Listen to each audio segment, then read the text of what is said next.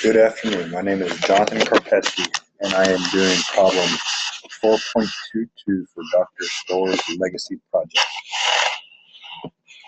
Problem states, a very long cylinder of linear dielectric material is placed in an otherwise uniform electric field E vector 0.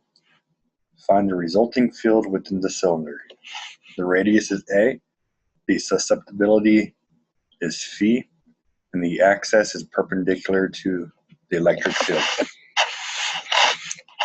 Our problem is then to solve the Laplace's equation in cylindrical coordinates with the following boundary conditions.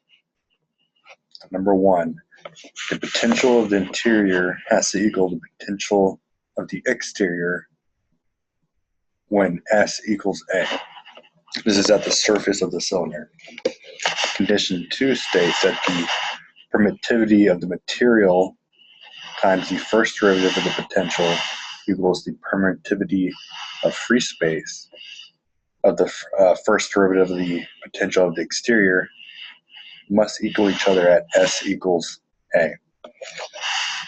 The third condition states that the potential of the exterior must approach the negative E field of S cosine phi for S much greater than alpha. In cylindrical coordinates, the Laplace equation is given by the following. And since we are dealing with an extremely long cylinder, there is no dependence on the z component. Thus, equation 1 becomes 1 over s, derivative in respects to s times the derivative of the potential in regards to s, plus 1 over s squared times the second derivative of the potential in regards to the angle component must equal 0. Separating variables by letting the potential function equal a function just dependent upon the radial component times a function just dependent on the angular component. Plugging this into equation 3 yields the following.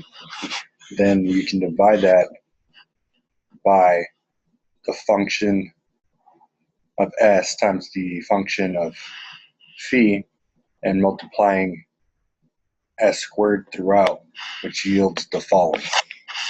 Equation 5. Now, since the first term depends only on s and the second term depends only on phi, it can be said that the differential equation in regards to the radial component equals negative c, and the differential equation for the angular component equals c, which is a constant.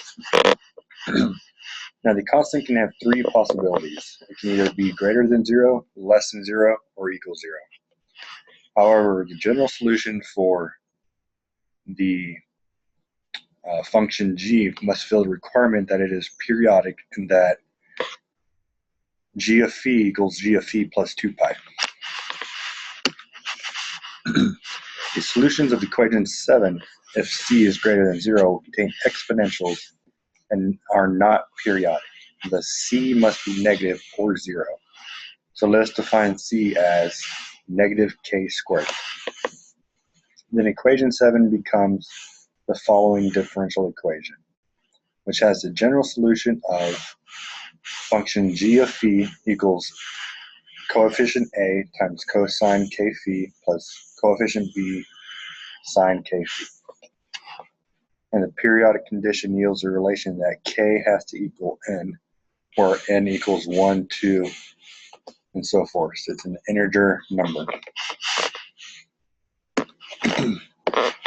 Now solving the radial equation, equation 6, by trying a power law solution where the function of s equals s to the p power. And equation 6 becomes the following differential equation. And you find a requirement that p equals plus or minus k greater than 0.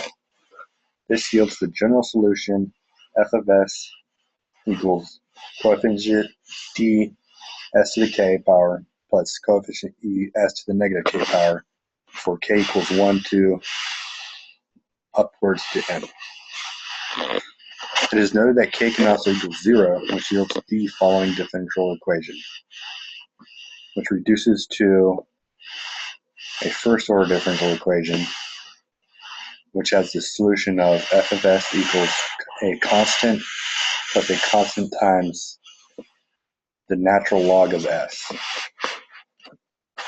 Thus, for all of k, the solution to the radial component is f of s equals coefficient a of 0 plus coefficient b of 0 natural log of s plus the sum from k equals 1 to infinity of coefficient d to s to the k power plus coefficient e to s to the negative k power. Now when k equals 0, the g function of phi equals alpha, or the coefficient a. Thus this coefficient can be absorbed into the constants alpha 0 and bravo 0. The remaining constants can be absorbed into the coefficients in front of the trig functions whenever the radial and angular component are combined to yield the final general solution to the potential Vs of phi, which equals the following equation 16. Now for the potential of the inside, it must not blow up as you approach the origin. Thus the following coefficients must equal 0. And for the potential of the outside, it must not blow up as you approach infinity, and instead approach the conditions laid out in boundary condition 3. Thus AO equals negative EO S cosine phi, and BO equals AK equals BK equals 0. Thus the potentials become, for the interior equals the summation of k equals 1 to infinity S to k of AK cosine k phi plus BK sine k phi, and for the exterior equals negative E0 S cosine phi plus the summation from k equals 1 to infinity S to the negative k CK cosine k phi plus DK sine k phi.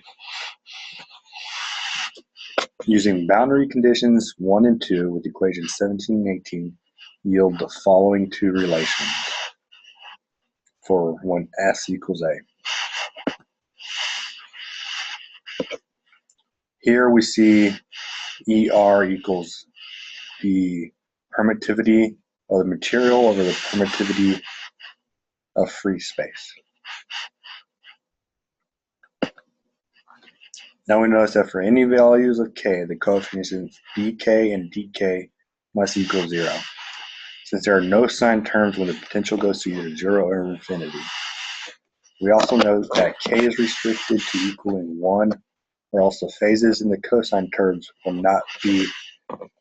will not match each other.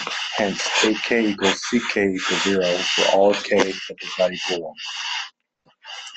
Thus, the two boundary conditions reduce down to the following two equations of A times coefficient A of 1 equals negative E0A plus A to the negative 1 coefficient C1, and ER times coefficient of A1 equals negative E0 minus A to the negative 2 times coefficient C1. Now solving for A1 yields that A1 is equal to negative 2 E0 over 1 plus ER. Now it is noted that since we only care about the potential of the interior for the problem, we do not need to worry about solving for the other coefficients. Plugging in all the values leaves the final solution for the potential on the inside as potential of S of phi of the inside equals negative 2 over 1 plus E of the R times EO S cosine phi. Finally, to find the field of the interior, we first let S cosine phi equal X, then take the gradient of the potential. Thus the electric field of the inside equals negative derivative of the potential on the inside in regards to X in the X direction, which yields the electric field of the inside equals 2 over 1 plus ER times E0 times the unit vector in the X direction. Finally, the E0 unit vector in the X direction is the vector field of the object. It is the electric field that the object was placed into, and also that E of R is given by 1 plus the susceptibility constant phi, which yields the final answer of the electric field of the inside equals 2 over 2 plus the susceptibility constant phi of E times the electric field 0. And this concludes the solution to problem 4.22.